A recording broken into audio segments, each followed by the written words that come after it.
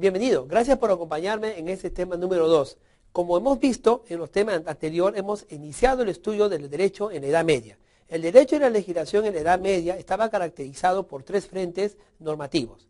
El primer frente normativo estaba en el derecho romano de Oriente, con el Imperio Romano, cuya capital estaba en Constantinopla.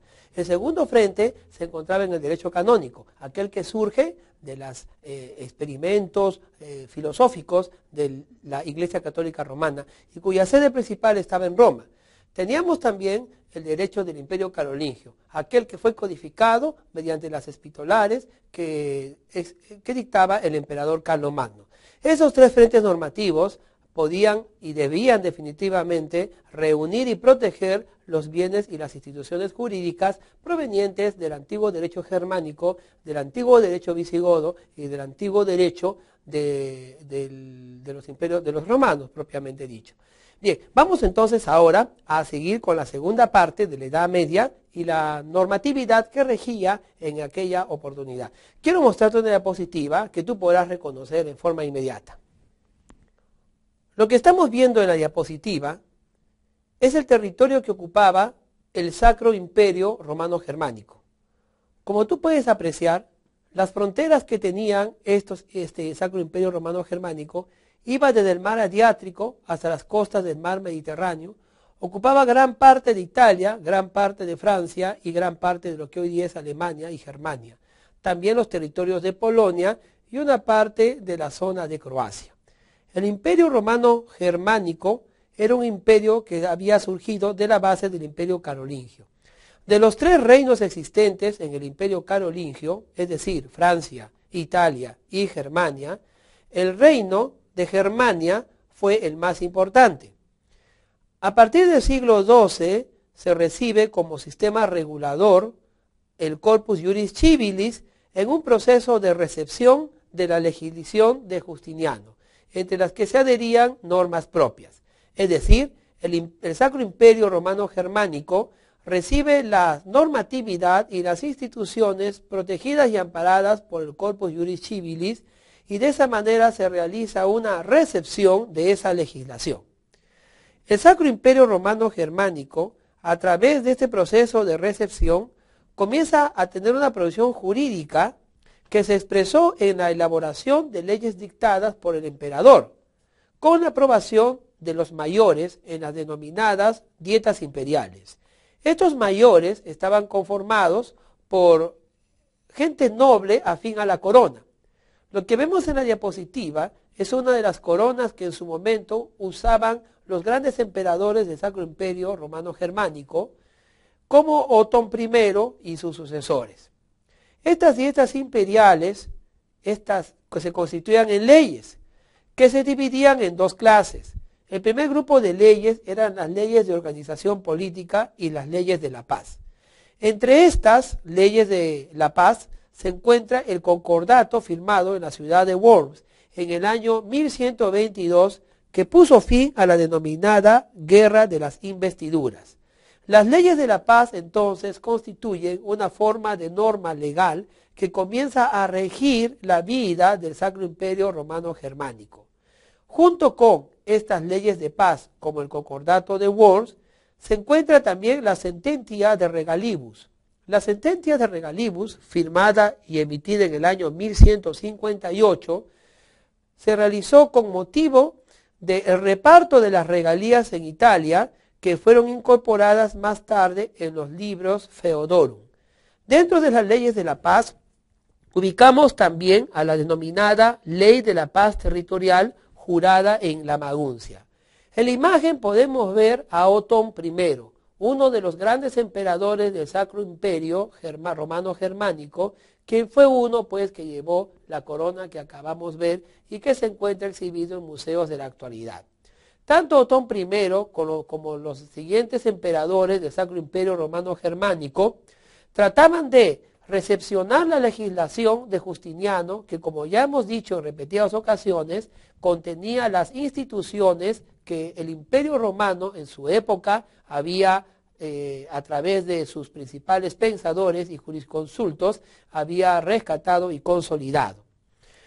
La Libre Fedurum, como nosotros mencionamos, era una suerte de leyes incorporadas al Código Justineneo. Dentro de las leyes de paz ubicamos también, como ya dijimos, las leyes de paz territoriales, como la de 1103 de la Ley de Maguncia. Junto con estas leyes de la paz y estas leyes de organización política, surgió una legislación denominada la legislación de las asambleas, o también legislación de las dietas. Las asambleas o dietas estaban formadas por la aglutinación de representantes de las diferentes regiones del Sacro Imperio Romano Germánico. Estos representantes de las regiones podían dirigirse al emperador a través de las denominadas peticiones, elecciones, constituciones que aprobaban directamente el monarca o por los señores. Es decir, si alguna región del Sacro Imperio Romano Germánico quería que una normatividad se aplicara a su región o a todo el imperio, tenía que hacer una petición formal mediante estos tres pedidos, peticiones, elecciones o constituciones, al emperador, para que éste, en forma personal o por medio de los señores facultados para ello, pudieran homologarla y darla validez.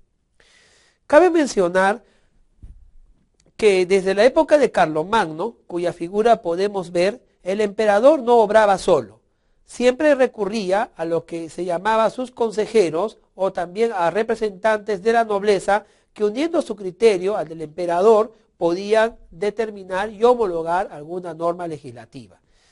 Cabe mencionar también que la primera exposición del derecho sajónico se denominó Espejo de Sajonia y fue redactada en el año 1220.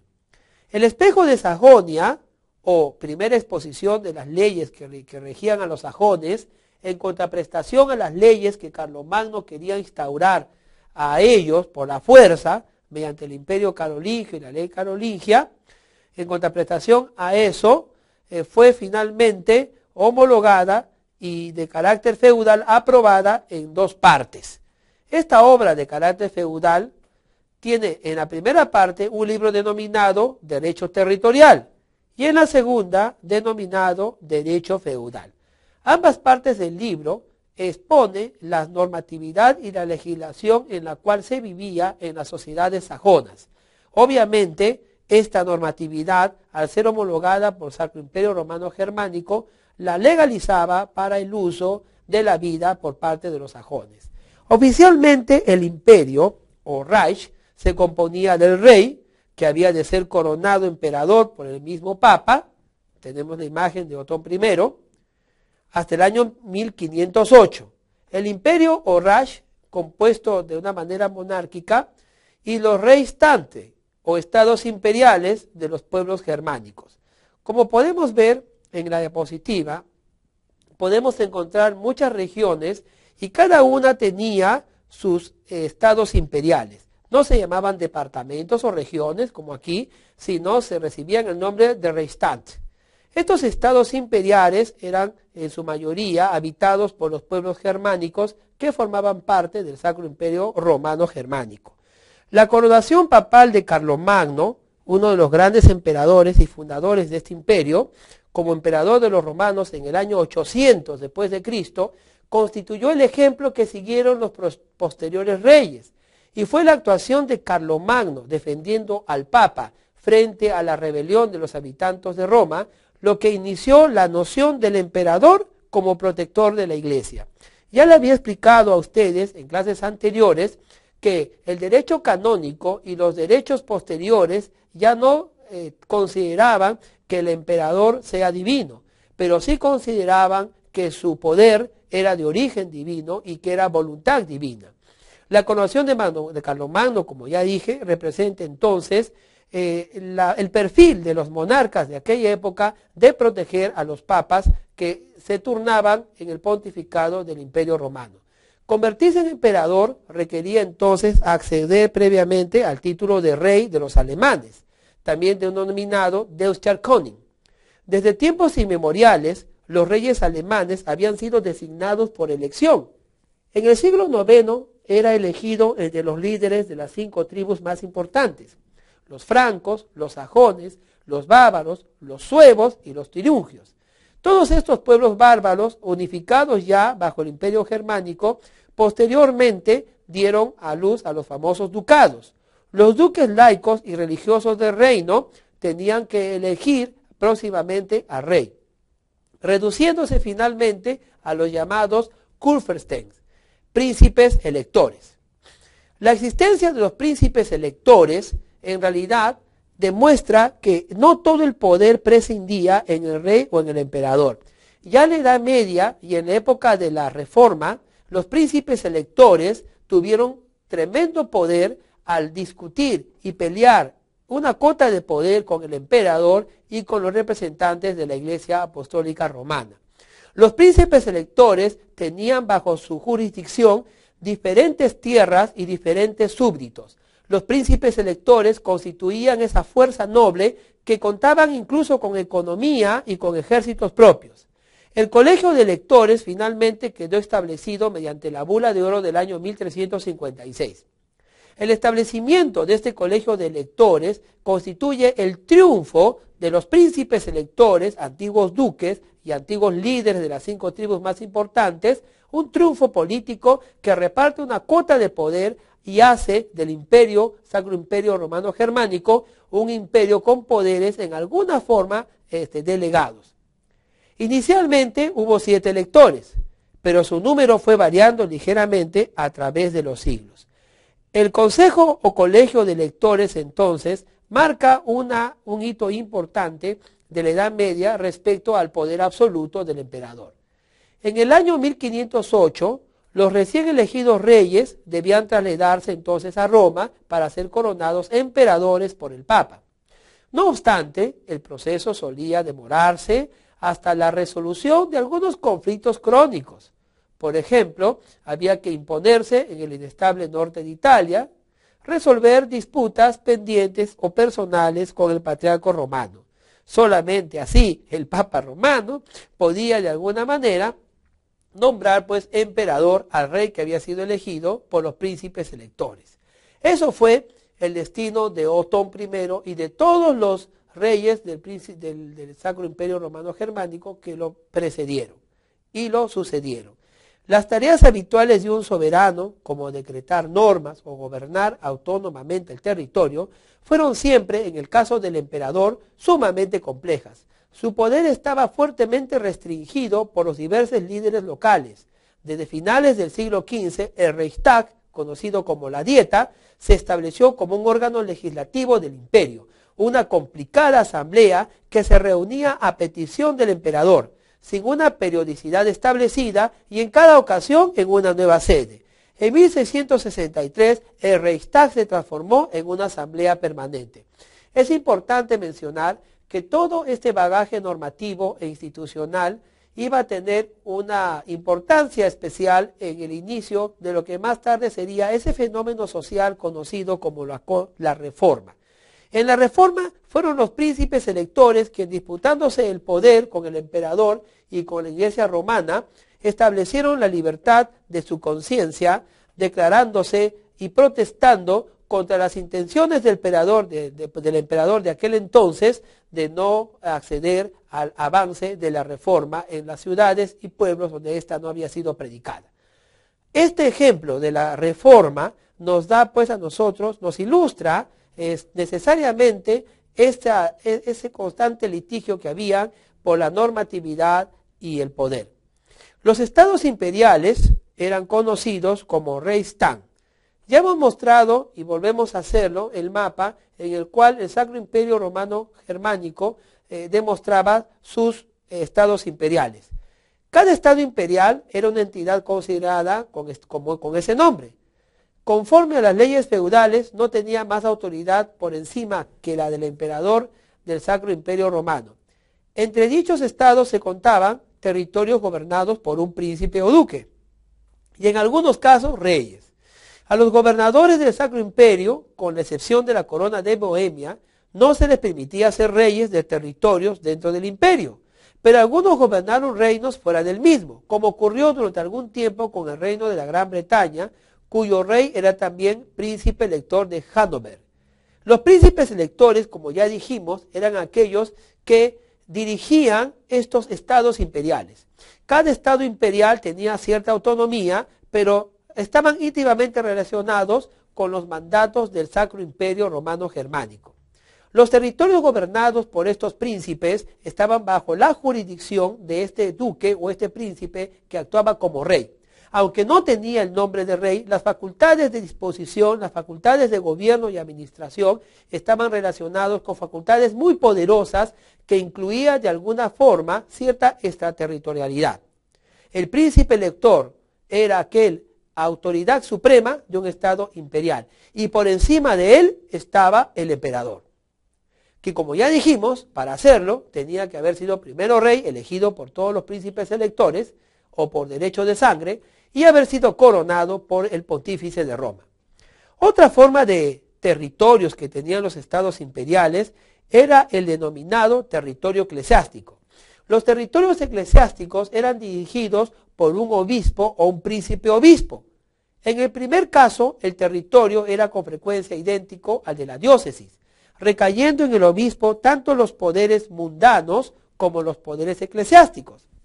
Es interesante ver de que si en algún momento el Estado y la Iglesia se reunieron con mayor énfasis en la Edad Media, fue justamente en estos denominados territorios eclesiásticos, donde muchas de las diócesis y las órdenes religiosas podían decidir sobre asuntos civiles, siendo ellas autoridades eclesiásticas. Un ejemplo, entre muchos otros, podría ser el territorio eclesiástico de Jonasbroek. Jonasbroek era dirigido por un príncipe obispo de notable importancia en el Sacro Imperio. Fue denominado el obispo de Maguncia, cuya sede episcopal se encontraba en la catedral de esa ciudad. Podemos ver la antigua capital de la ciudad, la antigua iglesia de la ciudad de Maguncia. Bueno, aparte de los territorios y estados imperiales y territorios eclesiásticos, también contábamos con las ciudades imperiales libres. Las ciudades imperiales libres eran aquellas a las cuales el emperador, por gracia o por haberse ganado ese derecho, el emperador las declaraba libres y permitía que estas ciudades sean gobernadas por un príncipe elector debidamente nombrado. El Reichstag. El Reichstag o Dieta era un órgano legislativo del Sacro Imperio Romano Germánico. El Reichstag se dividía en tres tipos o clases. Uno era el Consejo de los Electores, que incluía a los electores del Sacro Imperio Romano Germánico. Otro era el Consejo de los Príncipes, que incluía tanto a laicos como a eclesiásticos. Y otro, el brazo laico o secular. Estos consejos de electores o dietas, estas dietas a las cuales asistían los electores y los príncipes, tenían que resolver asuntos legislativos que involucraban al Sacro Imperio Romano Germánico. Asimismo, al asistir los electores o príncipes que representaban a los estados imperiales, a los territorios eclesiásticos y a las ciudades libres, le daba un poder extraordinario sobre el Sacro Imperio Romano Germánico. Obviamente podemos imaginar nosotros cómo se debatía y cómo se luchaban las cuotas de poderes en las famosas dietas.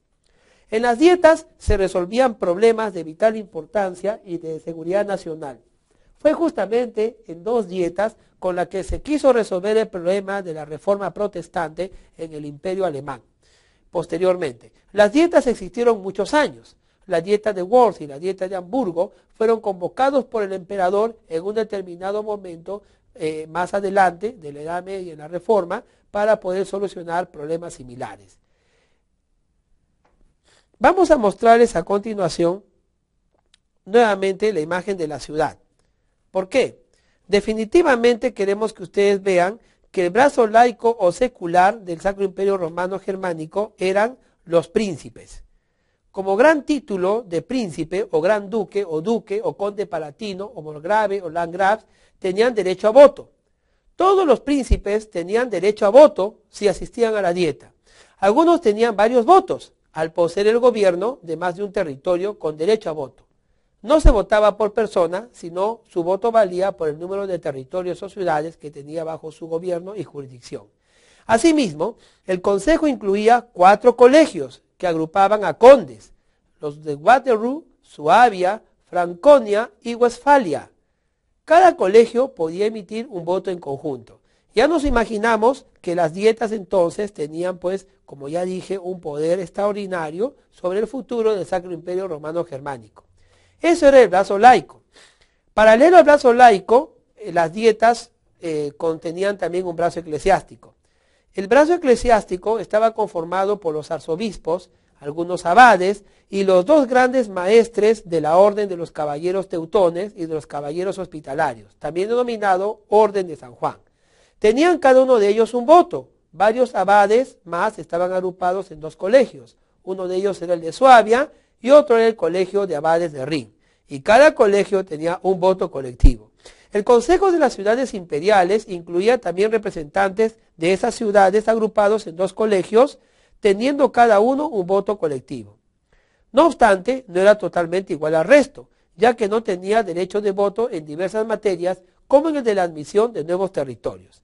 El imperio contaba con dos cortes. La primera era la conocida como Reichshofrat, también conocida como Consejo Aulico, en la corte del rey emperador, con posterioridad asentada en la ciudad de Viena, y el Reichskammergericht, establecida mediante la reforma imperial del año 1495.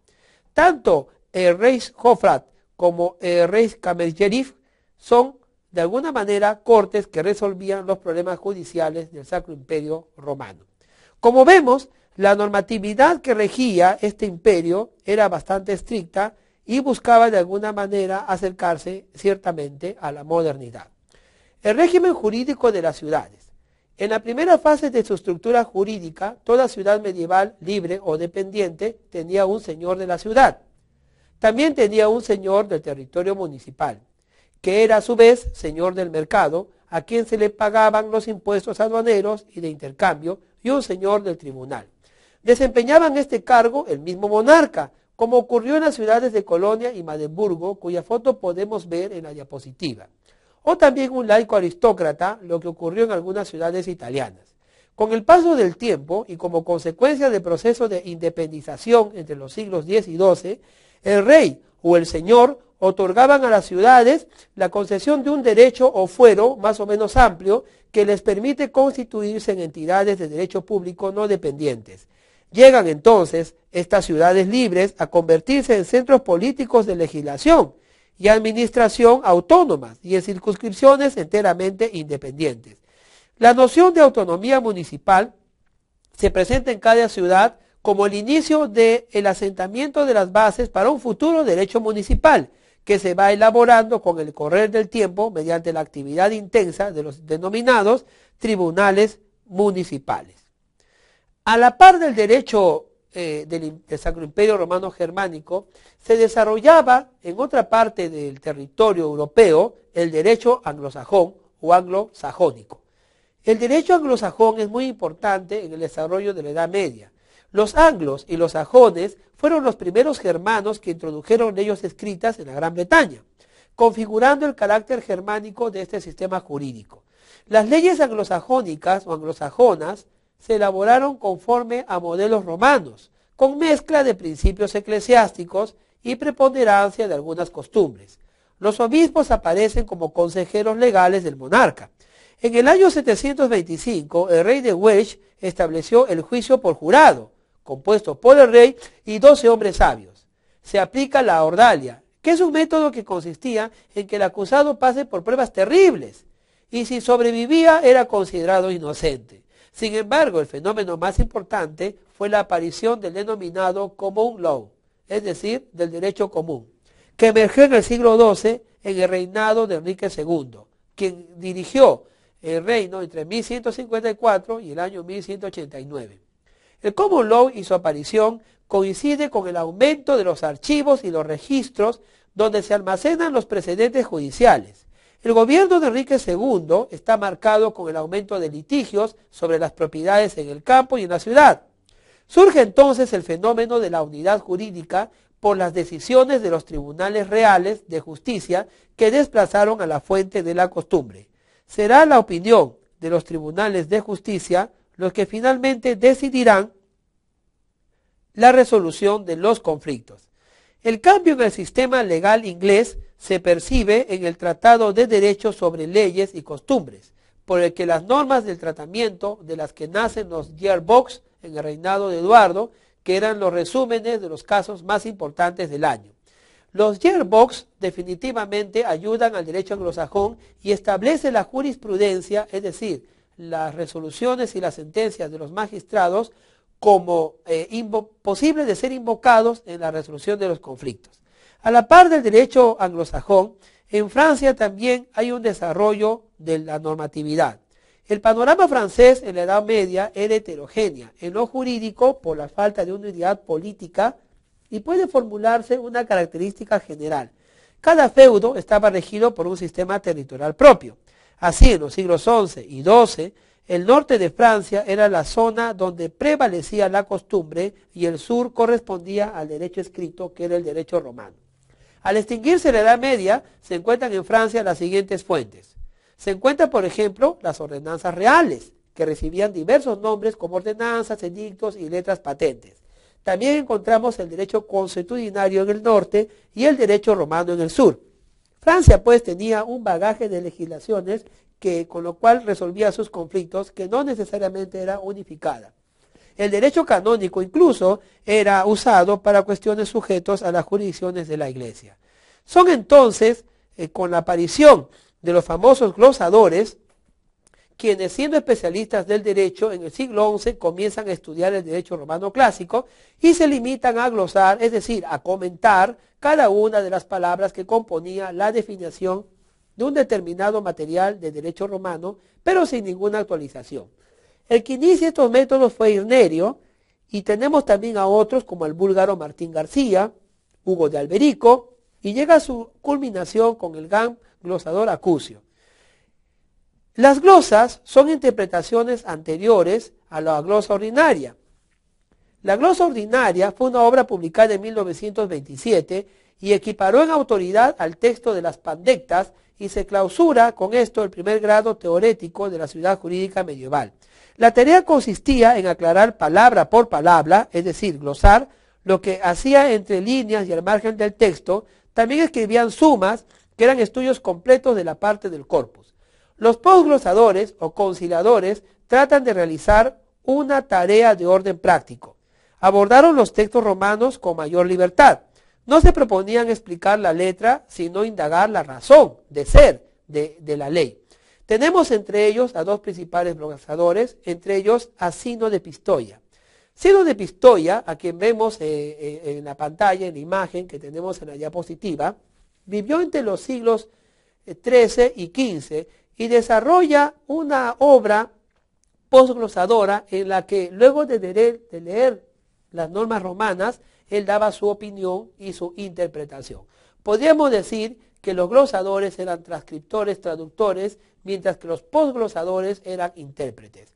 No solamente se inicia esto con Sino de Pistoia, sino termina con la obra principal y exponente de esta obra de los postglosadores, como es Bartolomeo de Saxo-Ferrato.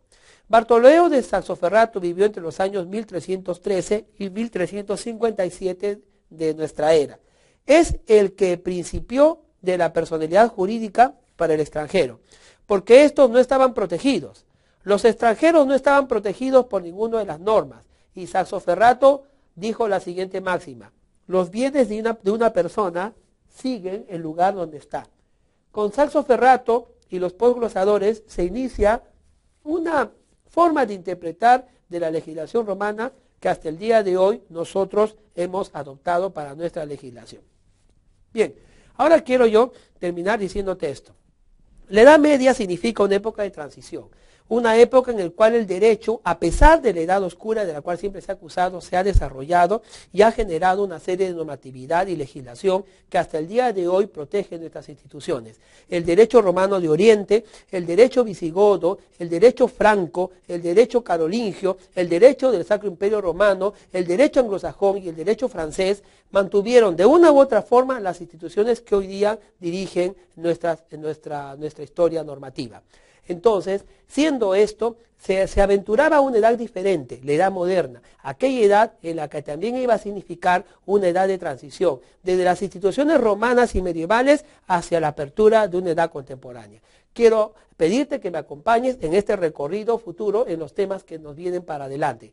Te animamos a que sigas adelante en el estudio de la historia, porque la historia del derecho es importante para comprender la normatividad de estos tiempos. Gracias por tu atención.